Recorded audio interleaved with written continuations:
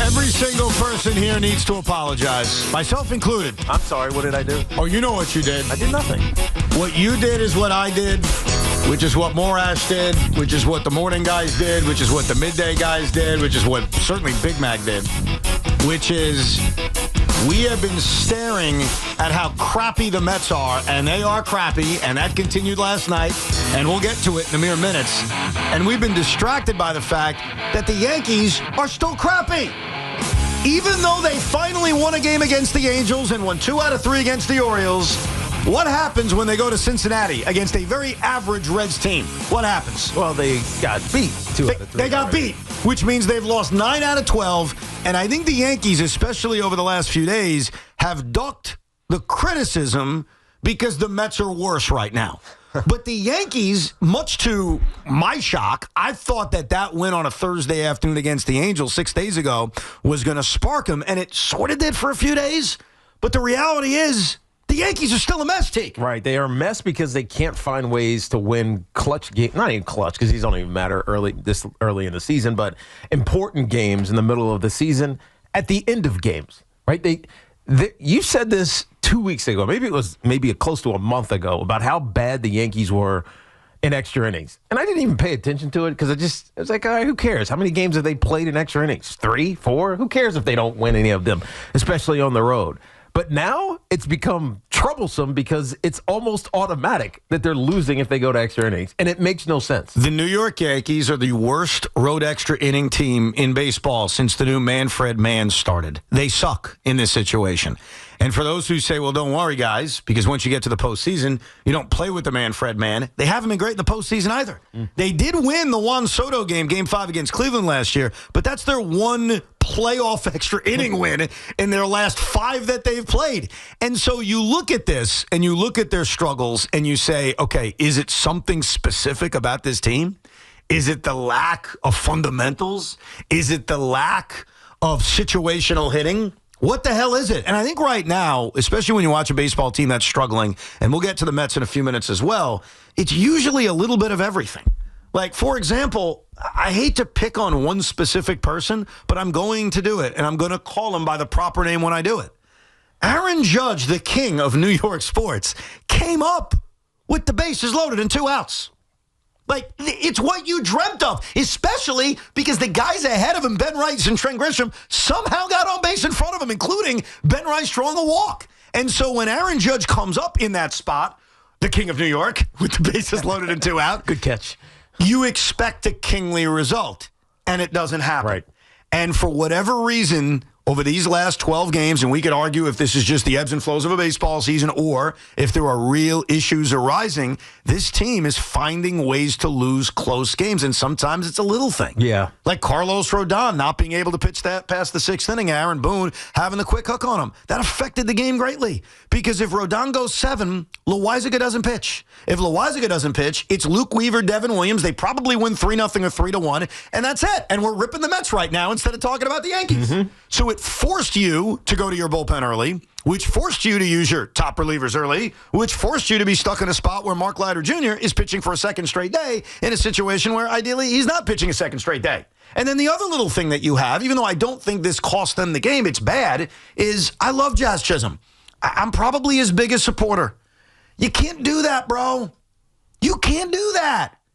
As pissed as you are that the home plate umpire missed a call that was clearly a ball, which he also did an inning earlier, that benefited the New York Yankees, you can't get yourself ejected. And so right now the Yankees are in this midst where they do a lot of small little things that pile up and they find ways to lose. And don't look now, The American League East is close. Well, here's what it feels like is happening. You try to, as a player, especially baseball player, and I don't know this personally because I never played, but I'm just from knowing baseball players, hearing them talk, hearing sports talk radio and media talk about baseball, you try to just push it away when you're having bad streaks or a bad week or bad 2 weeks or a month or whatever it is. It's just baseball, right? How many times have we heard that over and over again? But as a player, when you hear those things happening around you, but you know that there's something that you could do a little bit better. Like you could just give a little bit more effort, or you could try to hit a home run as opposed to just getting a base hit. Like those little pressing things get compounded when you start stacking them day after day after day after day after day, and then you get bad habits. And then when you don't have success, you get frustrated. Like, that's what it felt like with me with Jazz. He's just frustrated. And it's maybe his frustration. It shouldn't be because he's playing well. He's actually been playing well. Yeah. But it's the frustration of collective frustration of this team. It reared its ugly head, in this case, at the wrong moment. And it ends up not maybe cost you, but it cost you. Right? When Jazz gets ejected, it costs you an important piece of what you're trying to put together each and every night. And so that's frustration to me. That's a result of all of the losing over the last 2.5 weeks that they can't seem to explain away or effort away. Because sometimes you just effort it away by working harder, being better. They can't seem to do it. Right. And so it's getting frustrating when you know how to fix it, but you can't. I think the other thing that's frustrating is they are so automatically bad when they play these extra inning games. And this is not the first time we've talked about it. But that's unexplainable to me. It doesn't make sense to me. I do have an explanation. Or I'm going to give you a theory to explain that. And they don't know what the they're doing. Yeah, that one works. That can work. I think that the extra inning rule puts a magnifying glass on some of the smaller issues the Yankees have, and it gets exposed in a situation in which you start an inning with a runner on second and nobody out. Right. So what I mean by that is, I know Sean and I had a big fight about swinging at the first pitch. Austin Wells swung at the first pitch in extra innings. And baseball players are so used to hitting the ball in the air. Like, it is a curse word to hit the ball on the ground. Right. If you do that, that's bad. Well, in a situation like that, it's actually good to hit the ball on the ground. Because if you hit the ball on the ground to the same spot where Austin Wells hit the ball in the air, there's a runner on third with less than 2 outs. And the Yankees, here's the stat you should look up. How many times do they advance that runner from second to third with less than 2 outs, where they even get the opportunity to drive that run in without making it out? And so the Yankees are just so bad at these little fundamentals that over the course of a long season, they don't bother you because, well, they hit 3-run home runs, they score runs, they're fine, they win anyway. But in the 10th inning and the 11th inning of these extra inning games, there's a magnifying glass on those things where if you don't do it right, you're going to lose games. And here's the thing, and this is why it's tough for you or anyone else to argue with me about this, especially the manager. Aaron, there's a big sample size. I'm not citing 2025 numbers. Oh, you're 1-6 in extra inning games. You're 0-5 in extra inning games on the road. Let's cite it all since 2021. Let's look at the whole damn thing. You've been here. You've been here the whole time.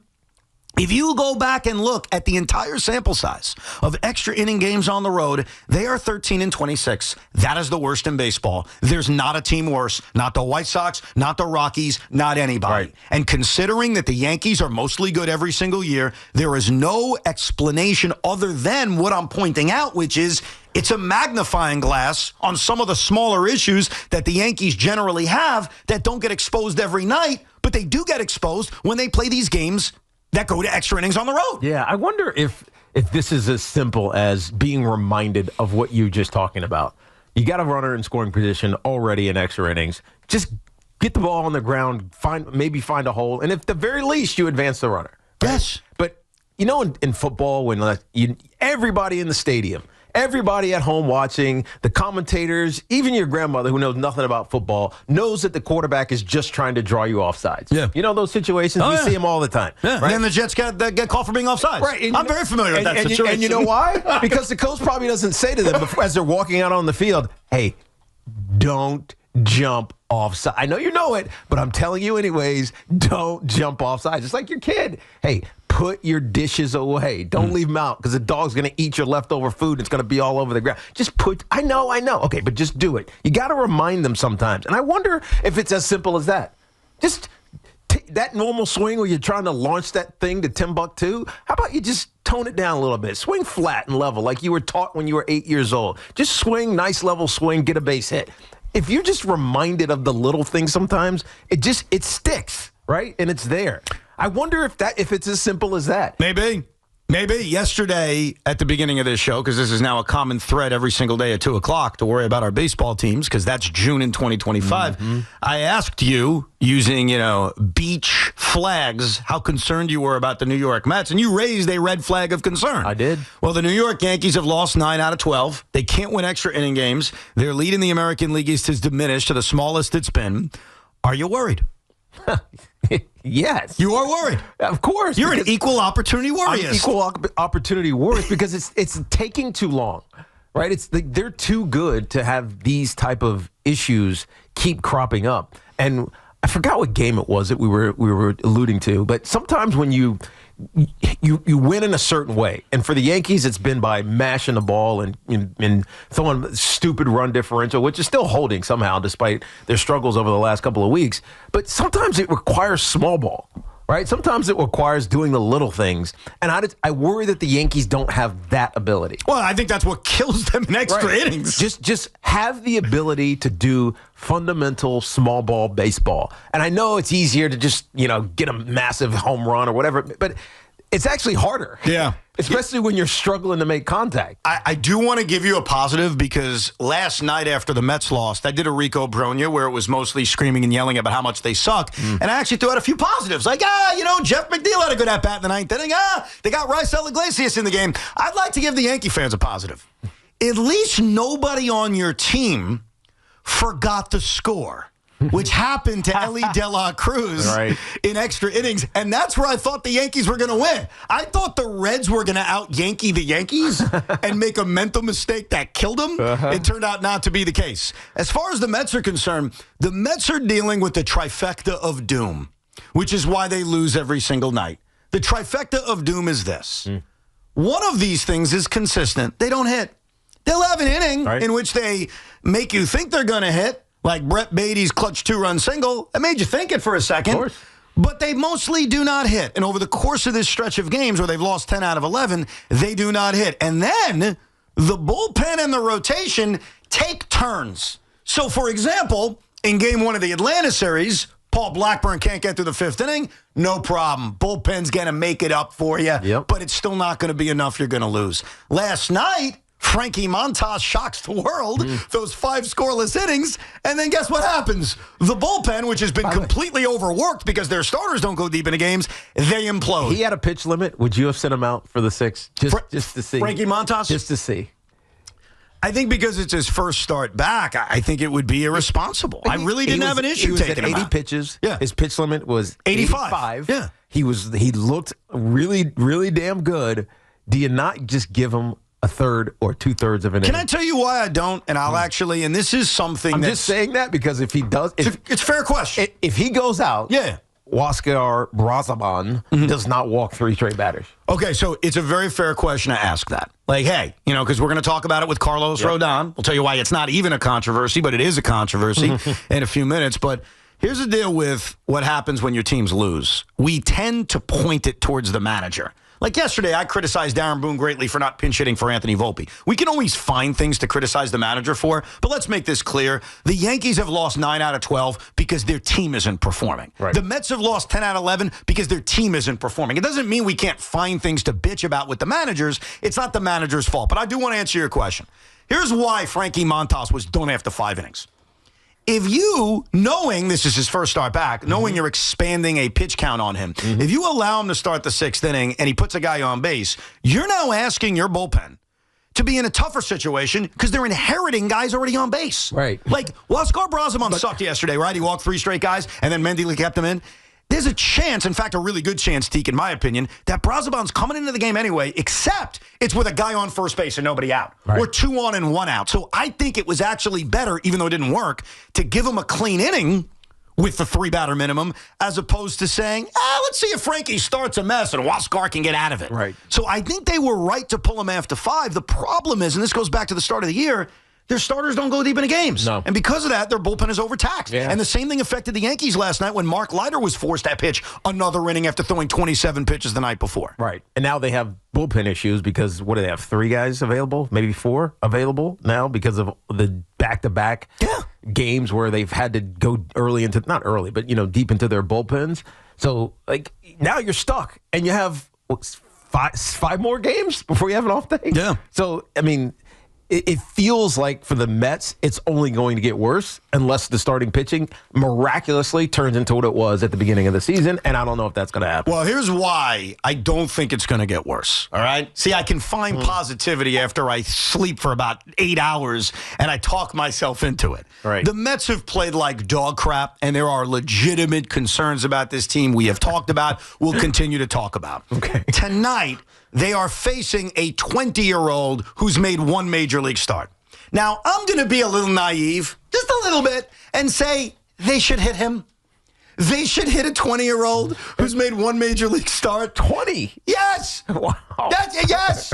And then tomorrow they face Grant Holmes, who's mediocre. Like, he's not Spencer Strider. Right. He's not Chris Sale. He's not even Jesus Luzardo. And then they play the Pirates. So the Mets have reached a point where things are bad, things are awful. Luckily, they're still only a game and a half out of first place and in a wild card spot. Right. Where the schedule now and the pitching matchups point in a way in which they should win a few games. Yeah. And if they don't, the worry meter is going to explode. Well, it will explode. My worry meter actually kind of, depending on what happens in these next two, tonight and tomorrow, a game that will be at least pregame at the Cadillac Club. What do you mean at least pregame? You're not staying for the game? I mean, maybe. Maybe. Yeah, we are doing the show tomorrow from the Cadillac Club to try to turn the Mets season around. Currently, I don't have a ticket, so we'll see. But don't make me feel bad now. I'm just kidding, Evan. But at least Philly is losing. They lost to the Astros 1-0. 1-0, and maybe they'll get swept by the Astros. But also, their next series is against Atlanta. That's right. And so there's going to be some attrition one way or another with those two teams that are. Atlanta's not around you, but they've been your daddy for the last, 2 weeks. But still, at least those two are going to, bite into one another a little bit. So it gives you even inadvertently a buoy. No doubt. So, but more important than that is just winning, like tasting the sweet nectar of winning. Like, one thing that has greatly affected Met fans, myself included last week, was the pain of losing to Atlanta. Like, obviously it sucks. And it's unexplainable that the Mets are now 0-5 against the Braves. And I'm not going to minimize that. It does suck. It stings. It's unexplainable. But I am so desperate right now. Just win the next two games. I don't care that they're 2-5 against Atlanta. Like, I'll throw that out. Like, it doesn't matter. Yeah. They just need wins. And I think that's where we are with both teams. Like, you're the Yankees tonight. You've got the right guy on the mound in Max Fried. He's been the stopper all year. Just beat the Cincinnati Reds. It doesn't matter. And then you play the A's. Beat them. Beat the Pirates. Just win games. Because ever since, and this is freaking Tiki's fault. This is freaking Tiki's fault. What did I do?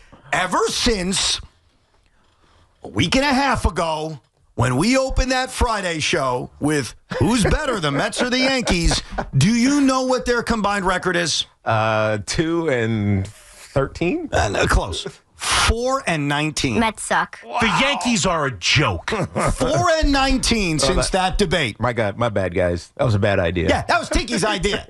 He's like, I got a great idea. What you guys what the hell else are we talking about on that Friday? Both teams are like cruising, grinding away, and then what happened? Top of their divisions. It's like, all right, who's better? Yeah. 4-19 since then. The Mets are 1-10. The Yankees are 3-9. You guys agreed to it. Tommy's the only one here that you can't cast aspersions at because he was on vacation. Yeah, he's exonerated from this. He was cheating with us on the Dodgers. Here's what I know, and I'm not sure what it's going to be. But at some point on today's radio program, you're going to want to keep it right here. We are going to try to do something to reverse this. If it started on this show with us having that dopey argument, who's better, Mets or Yankees, and it's led to Yankees 3-9, Mets 1-10, it is responsibility of us to find a way to turn it back. So today on the program, I can guarantee you that. Right. I could also guarantee it's not going to be who's worse, by the way. Well, it could be. I mean, that actually may be the answer. I think Tiki nailed it. The Mets win easily then. We will get to that as the show rolls on. We'll also find out if Mike Francesa really hates Sean Morash.